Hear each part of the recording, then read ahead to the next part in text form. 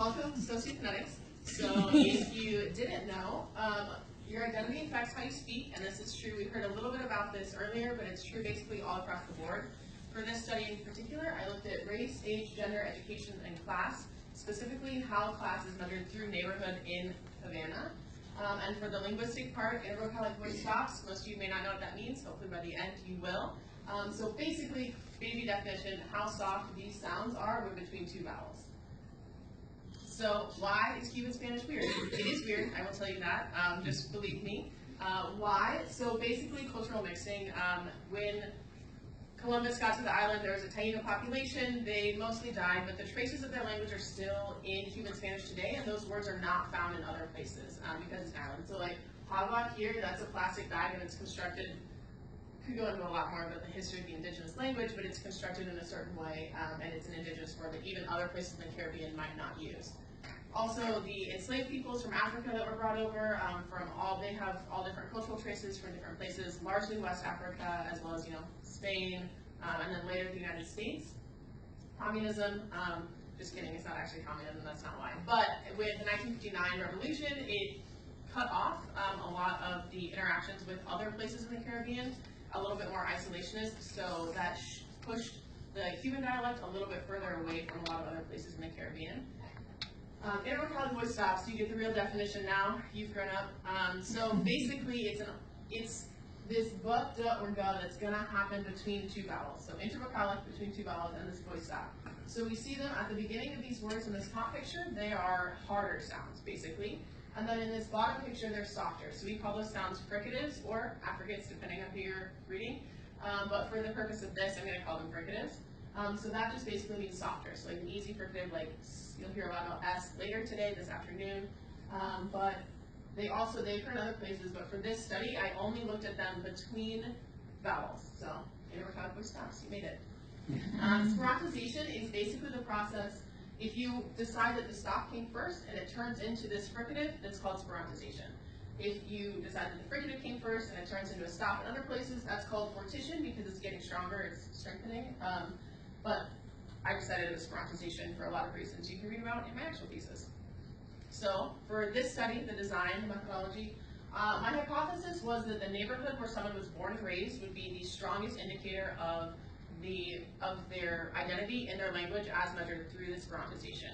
And specifically that those from lower class neighborhoods would have more sperontization in their speech. So I worked with 9 people who had lived in Havana for 5 years or more. 7 of those had been born in Havana. So we did a sociolinguistic interview, which was mostly like demographics, like how old are you, what did your parents do, like how much education do you have, things like that. And also a huge part of that was like everywhere that they lived.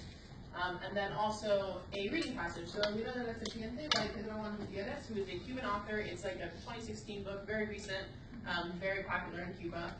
And so from that reading passage, I took about 110 tokens per person, distributed differently across these different sounds. Mostly with D because, and this is also the most common sound across Spanish because of how the participles are constructed. It is a little bit more common to have than like a G or a B. And so I measured intensity difference, intensity ratio, and duration ratio. Where you're not old enough yet to understand intensity, I'm sorry. But basically, like decibels is complicated. You can talk to me about it later if you really want. So what I did is I looked at basically like how strong the sound was, decibels. So for intensity difference, the weakest part of the consonant minus the strongest part of the vowel. For intensity ratio, the weakest part of the consonant over the strongest part of the vowel. And then duration is just how long that sound lasted in milliseconds. So the length of the consonant over the length of the vowel. So the process for this was I transcribed everything in Prompt, which is a phonetics software. I transcribed everything in standard Spanish orthography. And then I put it in Phase, which Phase Align is another technology software that basically took all of the sounds and how we present them and lined them up with their sound waves. Then a Prot script to measure, to take all of these numbers so that I didn't have to do it. And then I put all of that with the extra linguistic information like class, race, age, all of that into our rule, which is like baby statistics for linguists. It's regression models. Right. Not baby. I know regression models have this, but it's also baby statistics. That is not the difference. What a regression button. So just moving forward, before I get to the results, just so you know, so the neighborhoods, so this is a map of Havana, this is the ocean, this is not Havana, the green those are neighborhoods I didn't look at, and the yellow, these are the higher class neighborhoods, the blue over there is the middle class, and then the orange is the low class. So that is, those are, I'm sorry, no, it's okay. So these are determined by, he told me to stop, he was lying. Wait, no. This is largely determined by like proximity to the ocean. These neighborhoods are a lot less dense. They also have better access to different education, higher income, so there was a lot of different factors that went into determining that. But other people could also determine them differently because these are municipalities and these are neighborhoods. So there's more neighborhoods in municipalities, if that makes sense. So what I found was that these sounds, this is basically most likely to be harder, most likely to be softer sounds, and this is consistent with previous findings. I'll show you a graph of that in a second. If a vowel, so if one of these sounds came before one of these vowels, it would be softer. So generally, like if it was before a U, it would be a lot softer, more vowel-like. Also, I and E, or Spanish E and A. So regarding the non-linguistic thing, the more exciting stuff. So education, those with the university education showed more lenition. They had softer stops. This is actually the most surprising thing for me because I was fully expecting less educated people to have softer stops. So, and that was consistent here. So what I'm thinking is potentially there was an influence of like, if you're more educated, you don't feel like you have to sound more educated, you just know that you are.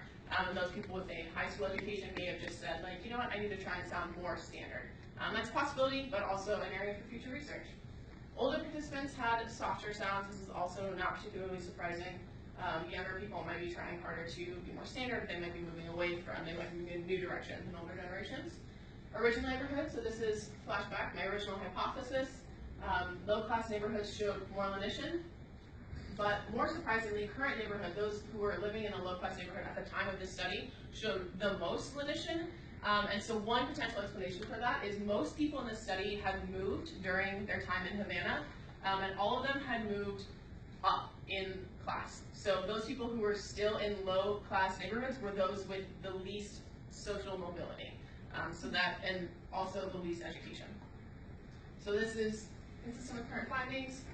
Further away from zero is more vowel-like or softer. So over here, sorry, this is flipped. But this is an interaction of the neighborhoods where people were born and education. So if you can see, no one neighborhood had people that were both high school and university educated. Not to say that no one there was, but just the people in my study were not. And so you can see everyone with a high school education in blue, that's secundaria, sorry for those of you that do not speak Spanish. Those had less lenition.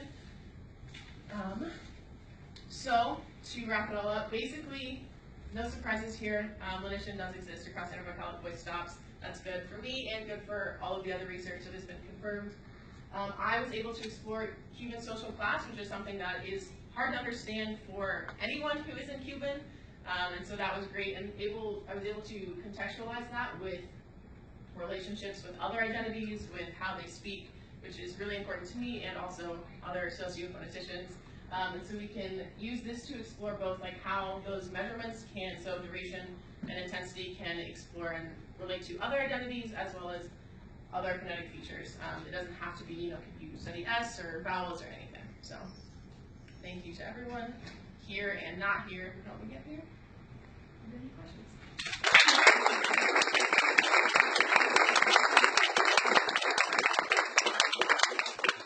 2 minutes for questions. Yeah. So first, thank you, Ms. I'm just curious, how difficult was it for you to pick up on the differences while you were in Cuba in the way that different social classes spoke? Not difficult at all. So the assistant director to my program, her husband is a Cuban rapper from one of the poorest neighborhoods in Havana, and he would tell us, and it was very easy to know when he was speaking like Liano or if he was speaking like tourist. Like, it was still like Cuban Spanish, but it was extremely different. If he was like just like with his friends, you'd pass him on the street, he would like immediately switch because he was like, they can't understand what I'm saying if I speak So it was very obvious. Can I ask a question? Sure. What kinds of ways do you see that treatment being acted out in the way that people interact with each other while you were in Cuba?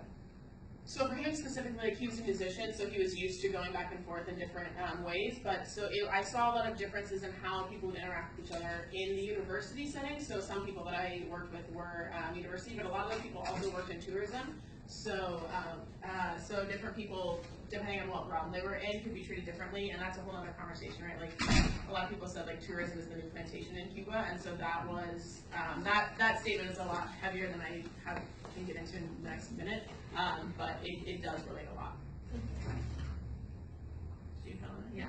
What would you say is the role of education in all this, or the system of education in Cuba? So that's a little tough because, like, the reason this is so interesting is because Cuba's like, no, there's no class, like, everyone has equal access to education, but as we can see, that's not completely true. So I think probably education puts people a little bit more in contact with, like, with a standard variety of Spanish, as well as, and, like, introducing them to other varieties, whether that's a standard or non-standard, right, like older Cuban Spanish or, like, other places in the Caribbean, things like that. Probably have to wrap it there. If you have any more questions, you can